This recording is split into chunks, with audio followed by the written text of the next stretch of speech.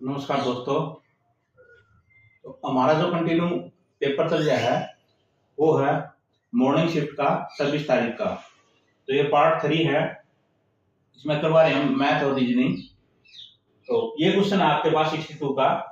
ये कहते हैं इस तरीके के आपके पास गन दे रखे हैं और उनके ऊपर ये आकृतियां बनी हुई भी। तो ये बताना है भाई वर्ग के विपरीत कौन सा प्रतीक है, यानी ये जो वर्ग है इसके अपोजिट इसके यानी नीचे बताना अभी।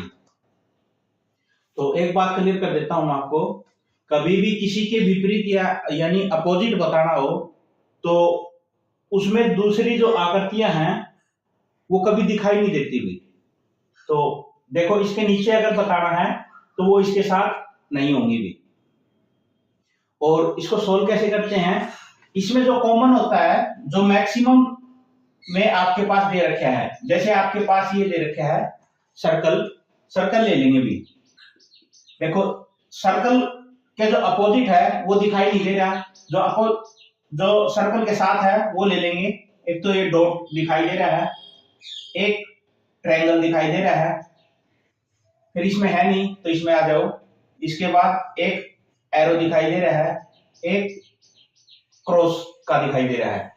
इसका मतलब आपके पास जो सर्कल है, सर्कल के अपोजिट ना तो डॉट है, ना ट्रायंगल है, ना एरो है, ना ही क्रॉस है। तो बच गया क्या भी आपके पास स्क्वायर यानी वर्ग बच गया भी। तो इसका मतलब है बताना ये था कि भी वर्ग के विपरीत कौन सा होगा भी, वर्ग के विपरीत कौन सा होगा, सर्कल भी। ये आपका आंसर हो जाएगा। नेक्स्ट देखो भी। इसके बाद 60 का क्वेश्चन है भाई, उसकी स्टेटमेंट थोड़ी सी बड़ी है इसलिए बोर्ड पे लिखेंगे, काफी हद तक आ जाएगी, फिर उसका सॉल्यूशन नहीं आएगा। तो इसकी जो स्टेटमेंट है वो क्या कहती है भी, एक फैक्ट्री के एक विशेष प्रकार के विजेट बनाने के लिए 3 मशीनें हैं ए बी सी का उपयोग करती है। तो सबसे पहले कहता है मशीन ए और बी एक साथ काम करके 4 घंटे में 100 विजेट बनाती है भी। ए और बी जो है हम निकाल लेते हैं भी, एक साथ काम करके यानी 1 घंटे का निकाल लेते हैं भी। 1 घंटे में जो विजिट बनाएगी वो कितने बनाएगी भी, अगर दोनों 4 घंटे में 100 विजिट बनाती है तो 1 घंटे में आपके पास हो जाएगी 25 प्रति घंटा, यानी 25 में एक घंटे में 25 बनाएगी ये विजिट ए प्लस में बी। इसी तरीके से बी प्लस सी निकाल लेते हैं हम। बी प्लस सी में भी 1 घंटे, अगर दोनों मिलके 5 घंटे में 100 विजिट बनाती है तो 5 घंटे में कितने हो जाएंगे भी, 0 प्रति यानी 20 प्रति आवर भी। इसी तरीके से मशीन ए और सी जो है मिलके 1 घंटे में आपके पास आ जाएगी, ये कहता है 100 विजिट बनाती है 2.5 घंटे में भी। तो आपके पास ये आ जाएगी 40 प्रति घंटा भी। तो ये तीनों की निकल गई भी, तीनों का जो सम है ए प्लस में बी 1 घंटे में 25 बनाती है भी, बी प्लस में सी 20 बनाती है भी, और ए प्लस में सी 40 बनाती है भी। अगर तीनों मिलके काम करें तो 1 घंटे में कितनी बनाएंगे भी, ए प्लस में तीनों मिलेंगी तो ए प्लस में बी प्लस में सी और ए प्लस में सी, फिर जाएगी 25 प्लस में 20 प्लस में 40। तो ये 2 बार है, ये भी 2 बार है, ये भी 2 बार है, इसको ऐसे लिख लेते हैं 2a प्लस में b प्लस में c। इसको ऐड करेंगे तो 60 80 85 भी, 2 को इससे डिवाइड कर दो, नीचे चला जाएगा 2 2 चौके 8, 2 दूनी 4 और 2 पंजे 10, यानी तीनों मिलके 1 घंटे में आपके पास 42.5 प्रति आवर में एक बनाएगी भी। तो ये आ गई तीनों की भी। अब निकालनी किसकी है भाई, हमें ए की निकालनी है। तो बी प्लस में सी, इसको इक्वेशन नंबर 1 रख लो, इसको 2 रख लो, इसको 3 रख लो। तो इसमें से माइनस कर दो, a प्लस में b प्लस में c माइनस में b माइनस में c, 42.5 माइनस में है 20, b और c कट गया, ये आ गया आपके पास a का 42.5 में से 20 जाएगा तो 22.5 आ गया। ये आ गया आपका a का आ गया। तो ये पूछ रहा है अभी 1 घंटे का आ गया तो 100 विजिट पूछ रहा है अभी, तो 100 विजिट कितने में बनाएगा अभी, 100 अपॉन में 22.5 भी 22.5 है, इसको सोल्व कर लेंगे। 100 पॉइंट के ऊपर 10 लिख लेंगे, तो इसको सोल्व करेंगे तो 5 चौके 20 पापा 25, ये हो जाएगा 5 दूनी 10, 5 दूनी 45, 5 दूनी 10 और 0 यानी 20 40/9 घंटे भी 40/9 घंटे।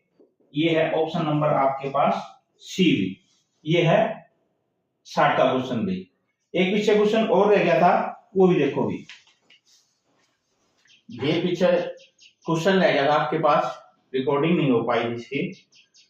तो कोई भी क्वेश्चन आपके पास जीके का हो, हिंदी का हो, इंग्लिश का हो, मैथ का हो, कोई भी क्वेश्चन हो, तो जीके को और इसके हम इसलिए नहीं कराते क्योंकि ये आपके पास गूगल पे मिल जाते हैं भाई, तो ये आपको सॉल्व करने होते हैं, इसलिए मैं इनको सॉल्व करवा देता हूं आपको। फिर भी कोई क्वेश्चन नहीं समझ में आए तो आप कमेंट बॉक्स में पूछ सकते हो भी। तो ये क्वेश्चन है आपके पास, यदि एलसीएम ए बी यानी 2 डिजिट है उनका एलसीएम दे दिया 84 और एचसीएफ जो है ए बी का वो दे दिया 7, तो कौन से युग्म की ए और बी के मानों के होने की संभावना है। तो एलसीएम और एचसीएफ जब दे रखे हो तो अभी ये पता होना चाहिए भी एलसीएम गुणा में एचसीएफ ये बराबर होता है अभी ए गुणा बी, यानी जो भी डिजिट दे रखे हो उनके बराबर होता है अभी। फॉर एग्जांपल ले लेते हैं हम, जैसे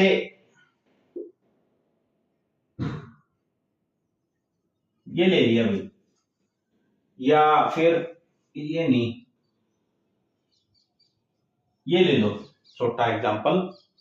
तो इसमें हम एचसीएफ निकालेंगे, तो एचसीएफ आपके पास 3 हो जाएगा, एलसीएम निकालेंगे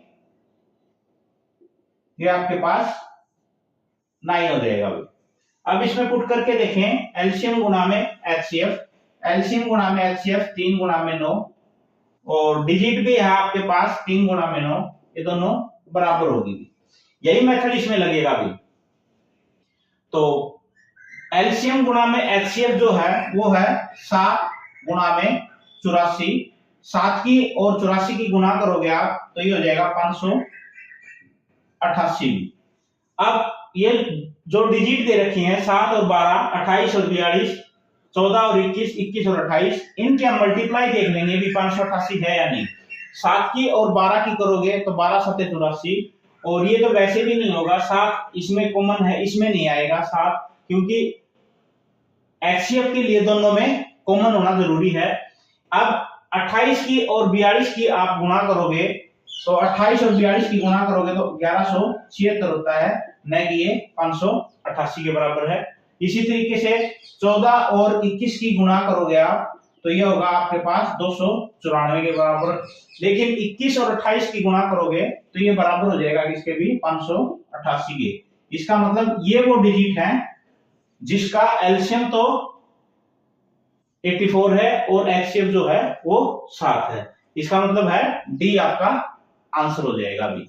और देखो भी, ये है 71 का क्वेश्चन। इसकी स्टेटमेंट है, एक संख्या में 20% की वृद्धि की जाती है, फिर 30% की कमी की जाती है और अंत में 50% की वृद्धि की जाती है, तो संख्या में इसके मूल मान से शुद्ध प्रतिशत परिवर्तन क्या है। तो ऐसे क्वेश्चन में मैंने बता रखा है जो भी क्वेश्चन हो, जो ये बोलता जाए वो लिखता जाओ, अपने आप सॉल्व हो जाएगा क्वेश्चन। देखो ये कहता है एक संख्या में 20% की वृद्धि की जाती है, तो 20% की वृद्धि करते हैं तो पहले हम मान लेते हैं आपके पास जो संख्या है, मानक संख्या जो है आपके पास वो 100 है भी। अगर उसमें 20% की वृद्धि कर दी जाए, अगर इसमें 20% की वृद्धि करोगे तो आपके पास अगर 20% की वृद्धि कर दी हुई, वृद्धि करने के बाद आपके पास ये आ जाएगा 120। फिर कहता है 30% की कमी की जाती है।